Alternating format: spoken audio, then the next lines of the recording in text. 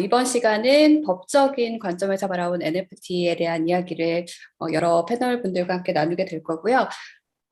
부산 NFT 부산 2021 행사 진심으로 축하드리고 이렇게 함께 할 수 있게 돼서 저도 정말 기쁘네요. 먼저 제 소개드리면 저는 신지은이라고 하고요. 아까 잠깐 그 닉네임을 다른 걸로 해놔서 우리 유튜브 보시는 분들은 조금 재밌게 웃으신 분도 계신데 신지은이고 블록체인 업계에서 일한 건 2018년부터고요. 블록체인 미디어에서 기자로 일을 했고, 그리고 주로 저는 방송 콘텐츠 담당을 했고요. 지금은 인공지능 클라우드 기업 AI 커먼 컴퓨터, 네, AI 네트워크로도 많은 분들이 알고 계신데요. 커먼 컴퓨터의 파트너로 함께 일을 하고 있고요. 또 블록체인 관련 콘텐츠들도 많이 만들고 있습니다. 오늘 이렇게 게더타운에서도 생중계된다고 알고 있는데 진심으로 좀 즐기면서 같이 진행됐으면 좋겠고요. 일단 이렇게 블록체인 전문 변호사로 활동하고 계신 분들 모시게 돼서 영광인 것 같습니다. 참석자분들께 간단한 자기소개와 함께 블록체인 전문 변호사로 활동하시게 된 계기 좀 여쭙고 싶은데요. 먼저 우리 한서희 변호사님께 먼저 부탁드릴게요. 네, 안녕하세요. 저는 한서희 변호사입니다. 지금 법무법인 바른에서 근무를 하고 있고요. 저도 한 2018년부터, 17년, 18년도부터 이쪽 일을 했던 것 같아서, 뭐, 이제는 꽤 많은 시간이 지났네요. 처음엔 진짜, 신생 산업이어서 별로 이렇게 무르익지 않았던 부분들이 있었는데, 이제 함께 해오면서 시간이 많이 지났고, 또 좀 산업이 많이 실제 법제화도 돼가는 과정 중에 있어서 좀 함께 성장한다고 할까요? 감개무량하다고 할까요? 이런 느낌이 조금 있습니다. 간단하게 처음 시작은 제 동생이 사실 이거 되게 사적인 얘기인데, 동생이 스타트업에서 일을 해가지고 음, ICO에 대해서 관심이 음, 많았었어요. 그러다 보니까 2017년 이럴 때 처음 제가 접하게 됐고, 이제 또 그러면서 이제 이쪽 업무들을 하나둘씩 하다 보니까 굉장히 좀 많이 하게 된 그런 경향이 있습니다. 예, 이런 자리에 또 초대되어서 너무나 영광이고요. 예, 또 좋은 발제를 통해서 많은 분들의 궁금증을 좀 풀어드릴 수 있었으면 좋겠습니다. 네, 한서희 변호사님은 뭐 저도 예전에 블록체인 미디어 있으면서 인터뷰도 같이 했었고 워낙 또 활발히 활동해주고 계셔서 아마 많은 분들이 알고 계실 텐데요. 그만큼 또 오늘 깊은 해안을 전해주시리라 믿고요. 자, 다음으로는 우리 정경석 변호사님 소개를 좀 올리겠습니다. 미뮤직 법무법인 리브 대표로 계신데요. 간단하게 네. 자기소개와 또 계기 부탁드릴게요. 네, 안녕하세요. 정경석 변호사입니다. 저는 지금 실제로 부산에서 접속을 하고 있습니다. 네, 부산역이고요. 저는 변호사로서 콘텐츠나 그다음에 문화산업, 지식재산권, 엔터테인먼트 쪽에서 계속 일을 해왔고, 그러던 와중에 이제 트렌드를 따라서 블록체인과 관련된 그 프로젝트들을 자문을 하면서 최근에는 직접 그 블록체인 산업에 뛰어들어서 어, 블록체인 기반의 음원 스트리밍 서비스 플랫폼인 미뮤직이라는 스타트업을 창업을 해서 새로운 사업도 시작하고 있습니다. 여러분들 만나게 돼서 반갑습니다. 네, 실제로 지금 부산역에 계신데 배경은 네, 마치 좀 네, 푸릇푸릇한 곳에 계셔가지고 아주 네, 보기 좋습니다. 오늘 또 네. 많은 인사이트 알려주실 텐데요. 지금 함께하고 계신 분들 실시간 채팅에 글도 남겨주고 계신데 조금 많은 분들이 오늘 또 함께 해주셨으면 좋겠습니다. 저희가 뭐 시간 관계상 뭐 자세한 질문 같은 거는 받지 못하겠지만 그래도 말씀해 주시는 것들 충분히 오늘 많이 도움이 되리라 생각을 합니다. 그럼 먼저 지금 최우영 변호사님, 지금 법무법인 광장의 최우영 변호사님께서 아직 참석을 못하고 계신 관계로 질문을 조금 순서를 바꿔서 우리 정경석 대표님께 먼저 좀 여쭙겠습니다. 지금 네, 미뮤직 말씀을 해주셨습니다. 미뮤직은 네, 블록체인과 NFT 기반 음원 거래 서비스로 알고 있는데요. 네, 네, 그러다 보니까 궁금증이 생기는 게 아티스트의 입장에서 그리고 사용자의 입장에서 우리가 기존에 사용해오던 음원 스트리밍 서비스가 있지 않습니까? 그런 네, 네, 서비스들과 어떤 점이 좀 다른지 네. 궁금하거든요. 어떤 것들이 있을까요? 네, 그 블록체인 기반의 이제 음원 서비스를 표방하는 플랫폼들은 아무래도 이제 블록체인 기술 자체가 그, 그 원장에 기록되기 때문에 그 투명하고 그 공정하고 신속한 로열티 분배를 장점으로 내세우고 있고요. 그게 이제 아티스트 입장에서 보면은 그 다른 플랫폼에 비해서 이익이 되는 그런 측면이 있습니다. 그리고 이용자 관점에서 보면 그 아까 다른 그 게임 관련 세션에서도 요즘 그 NFT 기술을 이용한 플레이 투 언 게임이 굉장히 인기를 끌고 있는데요. 그 플레이 투 언의 개념을 음악 산업에 적용했을 때 그 게임 이용자들이 그 보상을 받듯이 그 음악을 듣는 그 이용자들이 listen to earn의 개념으로 이용자들에게도 보상을 지급해주는 그런 개념을 갖고 있는 스트리밍 서비스입니다. 네, 지금 미뮤직에 대해서 간단히 설명을 해주셨습니다. 요즘 네, 저희가 그 예전에부터 알고 있던 그 스트리밍과는 확실히 차별화된 점이 있지 않습니까? 그러다 보니까 자 이제 아무래도 저희 주제가 NFT다 보니까 네네, 그 투자는 어떻게 하며 네, 거래는 어떻게 될까 이런 것들을 또 궁금해 하실 거예요. 아마 그게 사실 네네네네네네네. 일반 유저들의 입장에서 제일 궁금하신 점일 텐데 이 음원에 네, 대한 투자 거래가 NFT를 통해서 어떻게 이루어질 수 있는지 네. 조금은 구체적으로 설명을 부탁드려도 될까요? 지금 최근에 이제 그 음악 저작권 투자라든지 또는 이제 그 저작권의 유동화라는 그 개념을 갖고서 그에 대한 연구도 활발하고 이를 이제 산업에 활용하는 방안에 대해서 연구들이 일어나고 있는데요. 음악 저작권 자체는 사실 음악 저작권 협회에 신탁되어 있기 때문에 거래의 대상이 될 수는 없고 그 음원 자체는 이제 음반 제작사들이 만드는 거기 때문에 그 음원에 대한 투자는 가능하다고 봅니다. 그래서 그러한 그 음원 저작권을 그 NFT화 시키고 그 NFT화 된 그 음원을 그 팬들이나 이용자들이 그 지분을 사서 그 NFT화 된 그 음원 저작권의 일부를 갖고 그거를 이제 그 사이트에서 플랫폼에서 서로 거래를 할 수 있다면 그것이 이제 진정한 의미의 NFT화된 음원 저작권의 투자 또는 거래 사이트가 될 수 있다고 생각을 합니다. 네. 아무래도 그 요즘 또 케이팝 인기 많고 또 여러 아티스트들이 활발하게 활동하고 있는 가운데 이 음원 네, 관련한 NFT도 좀 활성화됐으면 좋겠다. 그리고 우리 네, 정경석 대표께서 변호사께서 앞으로 또 이 분야에서 앞으로 또 네, 많은 길을 개척해 주실 거라고 생각하니까 저도 좀 네. 뿌듯한 괜히 제가 뿌듯한 그런 생각도 드는데요. 앞으로 잘 많은 관심 부탁드리겠습니다. 바랍니다. 네, 네. 그 지금 정경석 변호사님께서 먼저 말씀 주셨는데요. 그 사이에 우리 최우영 변호사께서 오셨습니다. 최우영 변호사는 법무법인 광장의 변호사로 계신데요. 간단하게 자기소개 해 주시면서 바로 질문 드려도 될까요? 예, 괜찮습니다. 네네. 그러면 바로 질문 드리겠습니다.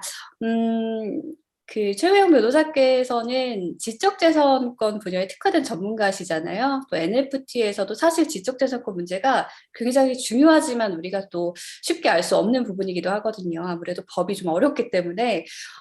그렇다면 기존 전통적인 창작물에 대한 지적재산권과 이 NFT에서의 지적재산권에 대한 접근에 좀 분명 차이가 있을 텐데 어떤 것들을 좀 짚어봐야 될까요? 예. 자기소개를 먼저 해야 되나요? 네. 자기소개 간단하게 해주시면 좋을 것 같아요. 저는 지금 법무법인 광장 이 지적재산권 팀하고 블록체인 팀에 있는 최우영 변호사라고 하고요. 원래는 이제 2017년 전까지는 원래 제가 공대 출신입니다. 전기전자공학부 출신이어가지고요. 그래서 원래 지금 테크니컬 백그라운드가 있다 보니까 처음에 이제 지적재산권 팀에서 활동을 하게 됐고요. 그리고 나서 2017년 정도에 이제 그 대학교 동기들이 이제 좀 법률 자문 같은 거를 좀 빅펌에 맡기고 싶다는 그런 요청이 있어가지고 그때부터 활동하기 시작하게 되면서 마침 제가 좀 뭐 금융적으로도 CFA를 2차까지 따놔가지고 좀 백그라운드가 있어서 그런 이런 뭐 테크니컬적으로도 백그라운드가 있고 그런 과정에서 이제 이 블록체인 전문 변호사로서 활동하게 됐고요. 일단은 바쁘니까 바로 질문한 걸로 넘어가거든요. 이제 질문하신 게 지금 접근의 차이가 있다면 어떤 게 있겠느냐. 네. 사실은 일단은 적용이나 법의 적용 범위나 그 작용은 동일합니다. 사실은 이제 NFT하고 이제 그 관련이 가장 깊은 지적재산권법을 따진다면은 일단 저작권법이 될 텐데요. 원래 이제 보통 지적재산권법 하면은 특허법이나 뭐 영업비밀보호법 등을 생각을 하실 텐데 이런 것들은 일단은 뭐 ERC 포맷이라든가 뭐 테크니컬 이슈에 관련된 거니까요. 일단 오늘 이슈에서 논의가 될 것 같고요. 보통 NFT 하면 창작물, 저작권에 대한 것이 주로 논의가 되는데 일단 기본적으로 저작권법의 적용 범위하고 작용은 동일합니다. 뭐 어, 똑같이 허락 없이 저작권자의 허락 없이 창작한 사람이 허락 없이 전송을 하거나 복제를 하거나 아니 동일성을 다르게 만든다든가 그렇게 되면 저작권 침해가 성립하게 되는 거거든요. 그거는 동일한데 이제 문제는 새로운 거잖아요. 새로운 거다 보니까 과거의 법 관행이라든가 체제 같은 것이 없고 뭐 모범 계약서 이런 게 없잖아요. 그러다 보니까 아예 이슈를 모르니까 사람들이 합의가 없는 거예요. 아무런 합의가 없기 때문에 이제 분쟁 발생하기 쉽고 분쟁이 쉽게 발생을 하고 해결하기가 좀 어려운 겁니다. 예를 들어서 옛날에 이제 우리 작가의 소유자, 작가가 뭐 그림 하나를 회화를 만들었다, 그림을 샀다. 그럼 우리가 이제 그 그림은 하나밖에 없을 거라고 생각을 하잖아요. 그렇죠. 예, 그게 하나밖에 없을 거라고 생각하고 구매하고 이제 자기 혼자 관람을 하게 되는데 이제 NFT가 나옴으로 인해서 그 그림을 만든 사람이 이제 그 동일한 이미지의 NFT를 100개를 발행할 수가 있는 거예요. 이제 그렇게 되면 사실 소유자 입장에서는 당연히 하나만 있을 줄 알았는데 100개가 생겨버리니까 이게 좀 당혹스럽잖아요. 이런 것들이 근데 과거에 만약에 계속 NFT가 발행이 됐다. 그럼 사실 네. 그거에 대해서 합의가 있을 수가 있었던 거예요. 예를 들어서 처음에 그림을 살 때, 아, 나는 원래 이걸로 앞으로 NFT를 얼마 만들 거야 라든가, 아니 먼저 물어볼 수도 있겠죠. 이거 NFT를 만드실 거예요? 몇 개 만드실 거예요? 물어볼 수가 있는데 그런 게 전혀 없다가 딱 새로운 게 나오니까 합의가 전혀 없어서 그래서 분쟁이 생기는 거고 그래서 좀 알 수 없고 이제 혼란스러운 거고 사실 법의 그 평면이나 작용은 사실 뭐 동일합니다. 동일하게 적용 가능한 상황입니다. 그래서 좀 과거에도 사실 비슷한 사례가 있었는데요. 과거에 이제 CD가 있었고 MP3가 처음 나왔을 때 사람들이 내 CD 내가 구워서 인터넷에 올리는데 이게 뭐가 문제가 돼? 하면서 막 올리지 네. 않았습니까? 벌써 한 20년, 한 15년 전 얘기인데요. 그때 그렇게 만들었는데 결국 지금 합의가 된 거는 그런 저작권 소지라는 게 미치지 않기 때문에 다 불법이 된다. 합의가 된 거고 마찬가지로 NFT 부분에 있어서도 지금 여러 가지로 사람들이 혼란스러운 부분이 있지만 이런 것들도 이제 장기적으로 이제 이슈가 생기고 그걸 해결해 나가면서 사람들이 이제 대중의 법 인식이라든가 법 관행이 보충이 되고 뭐 예를 들어 모델 계약서 같은 거 표준 계약서 생기게 되면은 많은 부분은 보충이 돼서 해결이 될 겁니다. 다만 일정 부분은 이제 새로 법 논의가 진행해서 법이 개정된다든가 아니면은 뭐 판례가 나온다든가 그런 식으로 개정될 필요는 있겠죠. 네. 아무래도 이 저작권법의 적용은 동일하지만 새로운 어떤 산업이기 때문에 현재로서는 뭐 새로운 길을 가는 거기 때문에요. 뭐 여러 가지 분쟁도 생길 수 있는 여지가 있다. 자, 그래서 저희가 또 이런 면에서 우리 오늘 모신 세 분들의 역할이 굉장히 크지 않을까, 어깨가 무거우실 것 같습니다. 자, 계속해서 질문을 좀 드려보면요. 이 NFT 시장이 지금 굉장히 커지고 있지 않습니까? 그러다 보니까 사실 여기에서의 기회를 찾고 싶은 분들도 많이 계세요. 그래서 크리에이터의 입장에서 또 기회를 찾을 수 있을 거고 사업자의 입장에서도 기회를 찾을 수 있을 텐데 문제는 언제나 좀 주의해야 될 점이 있다는 거고요. 내가 NFT 콘텐츠를 유통하고 싶다고 했을 때 이 크리에이터의 입장에서 사업자의 입장에서 주의할 점이 있다면 어떤 점들이 있을까요? 예, 일단은 이제 크리에이터 입장이 있을 거고요. 이제 네. 발행한 두 가지 입장이 있을 거고 그 둘은 이제 계약을 해서 해결하기 이제 서로 이해관계를 조정하게 될 거고요. 또 한편으로는 사업자라고 하면은 현재로서 이제 거래소의 입장이 있을 겁니다. NFT 거래소 입장. 이 세 가지 입장이 있을 텐데요. 일단은 이제 발행하시는 분하고 크리에이터 분은 서로 계약을 해가지고 발행을 하게 될 텐데요. 이 둘은 이제 그 어떻게 계약서를 쓰느냐, 어떻게 좀 예상하지 못한 분쟁이 발생하지 않게 그 계약을 잘 쓰느냐가 중요하게 될 텐데요. 일단은 우리가 그 지금 현재 뭐 최근에 이슈가 되고 있는 걸 생각을 해보면 일단은 저작권을 어떻게 나눌지 창작자가 주로 어떤 창작물을 만들지만 발행한 사람들도 NFT 포맷에 맞게 그것을 변형시키는데 노고를 이제 아이디어를 내고 함께 공동 작업을 하게 되지 않습니까? 네. 그러면서 이제 기존의 이제 크리에이터가 만드신 뭐 이미지라든가 그런 작품을 NFT화하는 과정에서 좀 더 다른 그 형태를 변형하고 좀 더 그 시장이 원하는 식으로 바꾸게 될 텐데요. 그러면서 서로의 창작물을 어떻게 저작권을 분배할 것인지, 어떻게 서로 라이선스를 줄 것인지 그걸 일단 합의해야 될 거고요. 그리고 이제 그것에 대해서 앞으로 이제 구매한다든가 이용하는 사람들에 대해서 그럼 둘이 이제 공동으로 이제 합의해서 만드는 거니까 어떻게 라이선스에 대한 권한을 줄 것인지 그리고 또 이거 카피 수를 몇 개로 할 것인지 또한 이제 생각을 해보자면은 이제 프랑스 저작권법에 따르면 추급권이라는 개념이 있거든요. 이게 조금 뭐 좀 지루할 수도 있는데 그 보통 프랑스 저작법 같은 경우에는 그 구름빵 사건 있지 않습니까? 구름빵. 네. 그래서 처음에는 안 될 줄 알고 되게 싸게 팔았는데 나중에 고가에 팔리게 됐을 때, 고가에 거래가 됐을 때 프랑스 저작권법에서는 저작권자가 지속적으로 추급해서 따라가가지고 그 이익을 향유할 수 있는 권리를 줍니다. 근데 기본적으로 NFT도 일종의 그 잘 아시겠지만 그 스마트 컨트랙의 변형이기 때문에 거기에 코드를 잘 넣게 되면은 저작권자가 거래액에 대해서 지속적으로 이제 일정 부분의 수익을 가져갈 수 있게 세팅할 수가 있거든요. 설계를 할 수가 있습니다. 그런 면에서 이제 어떻게 추구권이라든가 이익을 행할지 결정하는 거. 그리고 또 실제로 또 중요할 수 있는 게 창작자가 좀 인기가 많아요. 여러 창작물을 만들 수 있다. 그런 경우에는 또 창작자가 가미되지 않습니까? 네. 그런 경우에는 이제 그렇죠. 그런 경우에는 이제 그 같이 투자를 해서 발행하는 사람 입장에서는 이 NFT가 한 3개 정도 나올 줄 알고 같이 열심히 만들었는데 이 계약이 끝나서 이제 서로 이제 어느 정도 비용을 정산한 다음에 갑자기 바로 다음 날 나 이 사람하고 NFT 10개 만들기 위해서 비슷한 포맷이야라고 하게 되면은 그 전에 계약을 체결했던 사람은 사실 거의 이익을 못 남기고 큰 손해를 볼 수도 있거든요. 네. 그래서 어떻게 서로를 이제 권한을 제한할 것인지 독점권이라든가 아니면 유사한 류의 NFT를 몇 년간 발행하지 않는다든가 그런 식으로 제한을 설계해서 서로 이렇게 너무 이제 이게 상충되지 않게 합의하는 게 중요합니다. 그게 이제 일단 아까 말씀드린 이 발행 네. 스테이트 입장이고 시간이 되나요 이게 지금? 조금 한 1, 2분 정도? 1분 1, 2분 정도? 정도? 예. 만약에 거래소 입장에서는 일단은 간단하게 얘기해 드리면요. 무권리자들이 NFT를 발행하는 경우가 많지 않습니까? 네. 권리 사람들이. 그런 경우에는 지금 오픈마켓하고 비슷한 거거든요. 비슷해서 오픈마켓에서 상표권을 단속하는 거와 유사하게 이제 침해 저작물 신고 센터를 만들고 지속적으로 모니터링을 하면서 이걸 계속 단속을 해 나가야 됩니다. 안 그러면 결국은 나중에 이제 저작권 침해 공범이라든가 이런 게 결국은 문제가 될 겁니다. 오픈마켓도 과거에 동일한 그 과정을 거쳐가지고 지금 그런 상태가 된 거거든요. 그런 걸 안 하면은 현재 오픈마켓도 상표권 침해 방조범으로 처벌받게 됩니다. 그래서 당연히 현재 그 대부분의 이제 NFT 이제 거래소들이 그 규제를 좀 피하기 위해서 P2P 거래소라고 최대한 이제 관여를 적게 하려고 하고 있는데 그런 식으로 진행을 하게 된다 하더라도 적어도 침해 저작물에 대한 어떤 그 거래를 좀 방지할 수 있는 수단을 마련하지 않는다면은 이건 결국 나중에 저작권 침해의 반격죄에 해당할 수 있다는 거. 그리고 또 하나가 이제 저작권 중에서 퍼블릭 도메인에 있는 저작물들이 있는데요. 예를 들어서 뭐 과거 100년 전에 렘브란트가 만든 뭐 야경꾼이란 그림이 있는데 그걸 아무나 발행할 수 있지 않습니까? 그거는 법적으로 문제가 안 됩니다. 왜냐하면 저작권이 네.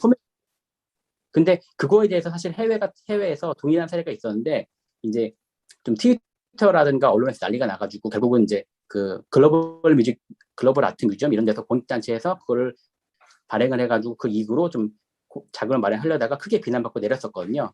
마찬가지로 그 거래소 입장에서도 그렇게 좀 논란이 될 만한 저작물은 내릴 수 있는 그런 약관을 미리 마련해 두지 않으면 개입이 나중에 어렵게 됩니다. 그런 것들도 미리 마련할 필요가 있다는 거. 일단은 네. 일단 그 정도까지 네. 말씀드리겠습니다.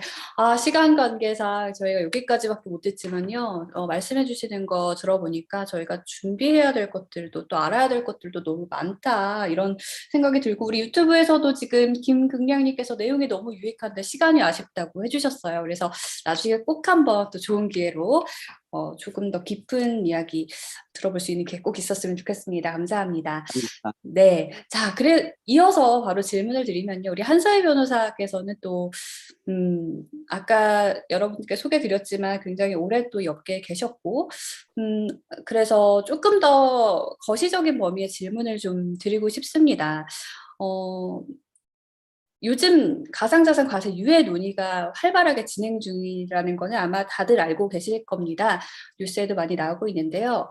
그러다 보니까 NFT가 가상자산에 포함이 되는가 아닌가 뭐 이런 논의들도 있고 궁금하다는 분들도 많이 계시고요.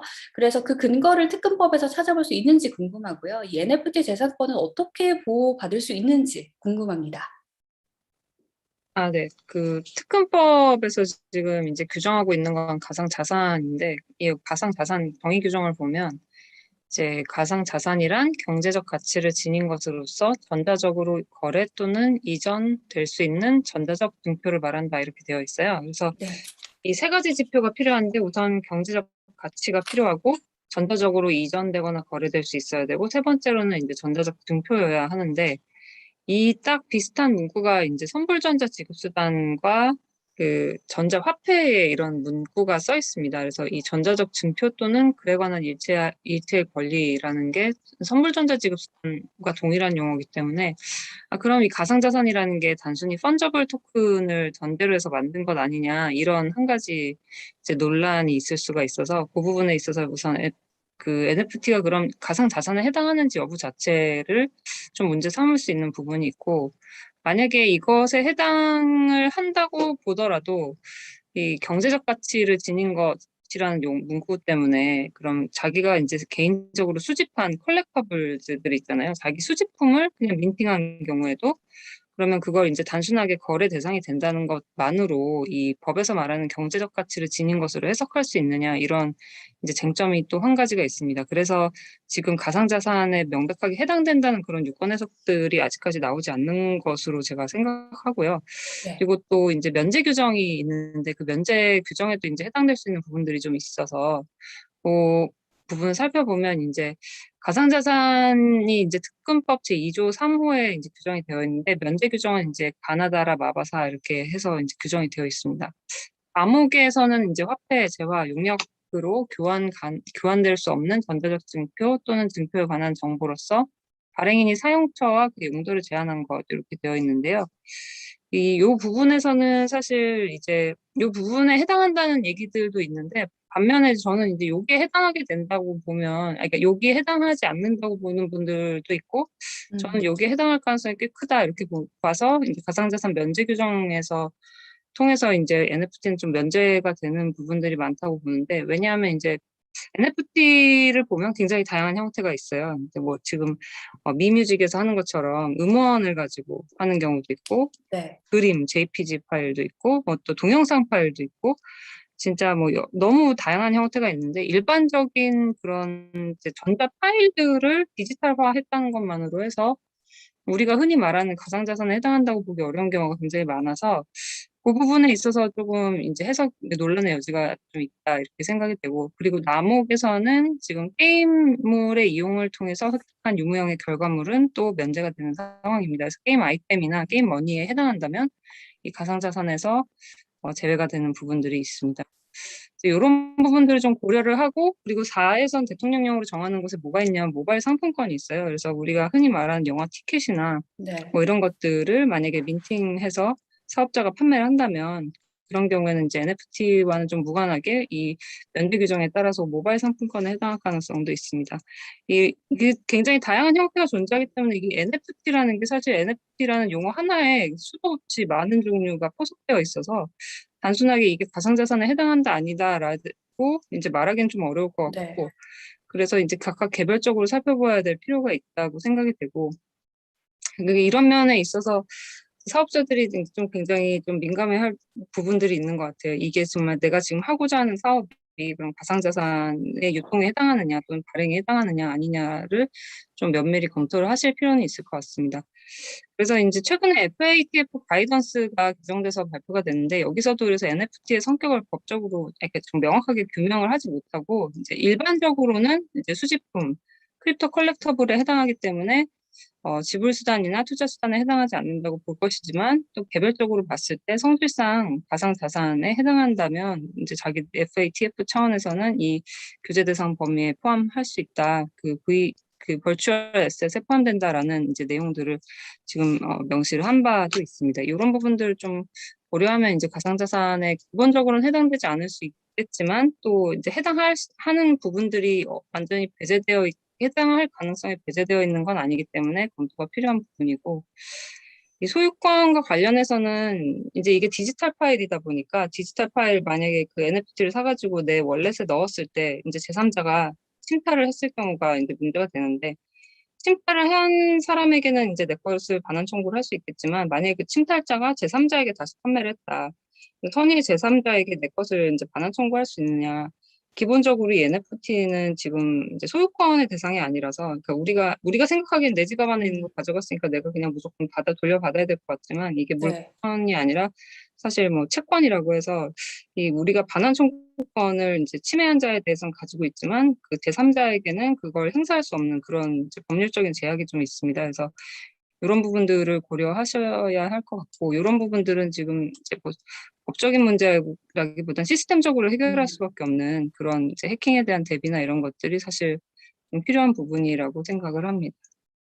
그래서 사실은 이제 과세에 대해서 좀 얘기를 하고 싶었는데 지금 제가 준비한 PPT가 이제 네. 공유가 안 돼서 과세 가능성은 그래서 우선 가상자산에 해당하는지 여부가 완전히 불분명한 상태이기 때문에 이 가상자산에 해당한다고 보고 22% 세금을 과세하기는 좀 어려울 것 같아요.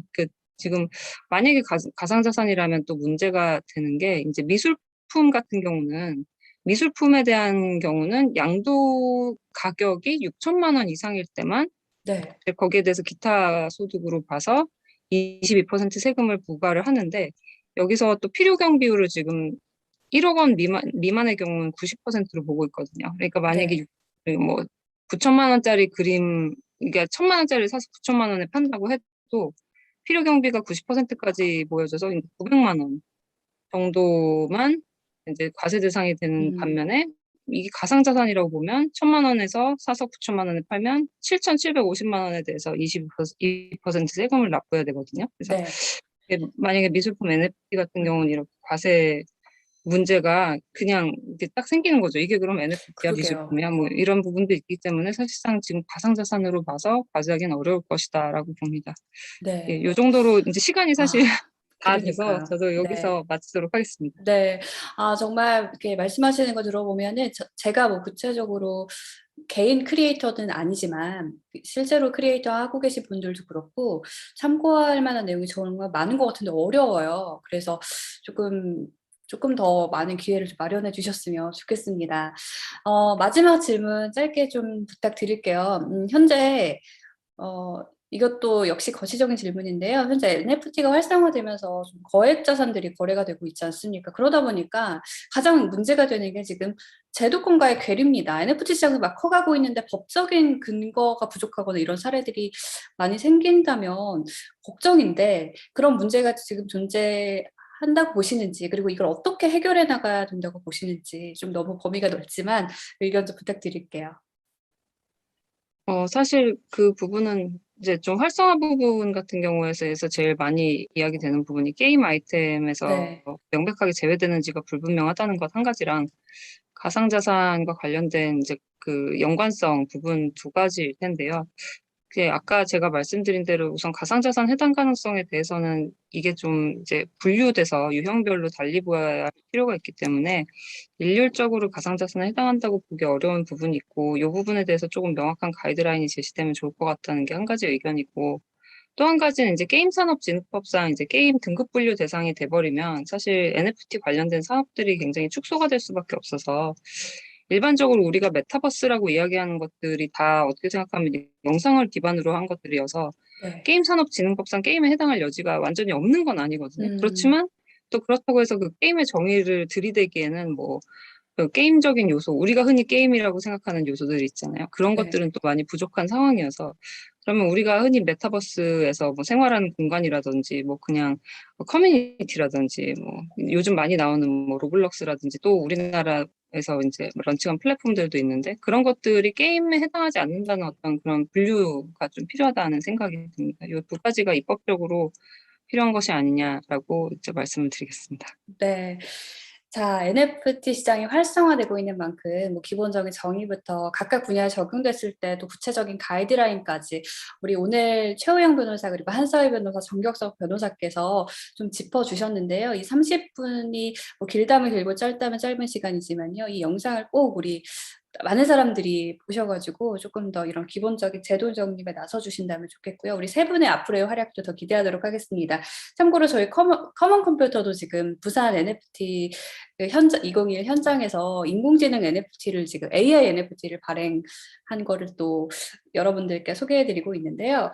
이런 점에서 비춰봤을 때 NFT 시장이 결과적으로는 좀 크게 성장할 수 있었으면 좋겠다. 뭐 그런 생각이 듭니다. 앞으로 블록체인 그리고 NFT 분야에 있어서 세 분의 멋진 활약과 도움 기대하겠습니다. 오늘 좋은 말씀 고맙습니다. 감사합니다. 감사합니다. 네, 감사합니다. 진행해주신 지은님 너무너무 감사합니다. 안녕하세요. 네, 저는 감사합니다. 부산의 공식 NFT, 말하는 NFT 부들이라고 합니다. 네, 이번에 법무 세션이었는데요. 정말 많은 관심을 받았을 것 같습니다. 왜냐하면 요즘에 또 핫하잖아요. 규제도 엄청 많고 매일매일 뭐 어떻게 바뀌었네, 어떤 게 바뀌었네 욕 많이 나오고 하고 있고 하잖아요. 그래서 우리나라도 예를 들어서 잘 나가는 크립토 기업들도 다 싱가포르로 가거나 뭐 법인을 따로 챙긴다던가 아 그럼 부산으로 가야 된다 이러고 있는데 많은 궁금증을 해결할 수 있었던 세션인 것 같습니다. 그리고 다행히 지은님께서도 AI 네트워크라는 너무너무 좋은 팀에 같이 계시면서도 방송 네, 좋은 전문이시기 팀입니다. 때문에 네. 그 중간에 조율점을 어려울 수 있는 법률의 분야를 너무너무 잘 설명해 주신 것 같아요. 그리고 네, 요즘 뭐 음악 저작권, 안무 저작권 관련해서도 엄청 얘기가 많이 나오고 있는데 우리 훌륭하신 변호사님들, 파트너님들과 같이 세션을 할 수 있게 있어서 너무너무 영광이었습니다. 라는 피드백이 있습니다. 네, 그러면 오늘 세션 진행해 주셔서 너무너무 감사드리고 저희는 일단 좀 더 쉬고 다음 세션으로 넘어갈 건데요. 다음 세션은 또 9시에 바로 진행됩니다. 이 세션도 아까 세션과 이어서 게임에 대해서 이해하는 건데요. 이것도 이제 NFT와 게임이 어떻게 연결될 수 있는지 나누는 세션입니다. 그러면 저희는 조금 쉬었다가 9시에 다시 뵙도록 하겠습니다. 오늘 같이 참여해주신 지은님, 서희님, 우영님, 경성님 너무너무 감사합니다. 감사합니다. 네, 감사합니다. 감사합니다. 저희가 더 감사하죠.